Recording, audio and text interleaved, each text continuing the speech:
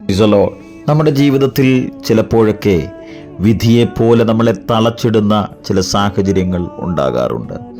ഒരുപക്ഷേ രോഗമാകാം, സാമ്പത്തിക പ്രതിസന്ധിയാകാം, അല്ലെങ്കിൽ ഒരു ബന്ധത്തിലെ തകർച്ചയാകാം. ലോകം മുഴുവൻ നമ്മളെ വിധിച്ചു കഴിഞ്ഞാലും ആ വിധി മാറ്റി എഴുതാൻ കഴിവുള്ള ഒരു ദൈവമുണ്ട്. യോഹന്നാൻ 11 അധ്യായത്തിൽ മരിച്ചു 4 ദിവസം കഴിഞ്ഞ ലാസറിൻ്റെ കഥയുണ്ട്. എല്ലാവരും ലാസറിൻ്റെ കാര്യം കഴിഞ്ഞു എന്ന് വിധി എഴുതി. അവൻ്റെ ശരീരം അഴുകിത്തുടങ്ങിയിരുന്നു. എന്നാൽ യേശു അവിടെ എത്തി. അവൻ്റെ കല്ലറയുടെ മുൻപിൽ നിന്നു.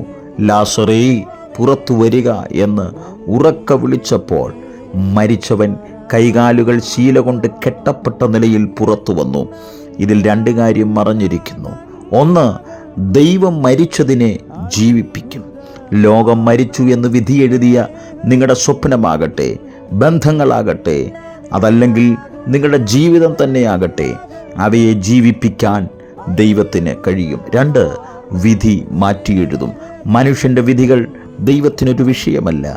അവൻ്റെ ഒരു വാക്കുമതി നമ്മുടെ ജീവിതത്തെ തടസ്സപ്പെടുത്തിയ എല്ലാ കെട്ടുകളും അഴിഞ്ഞു പോകുവാനും നാം വീണ്ടും സ്വതന്ത്രമായി മുന്നോട്ട് പോകുവാനും.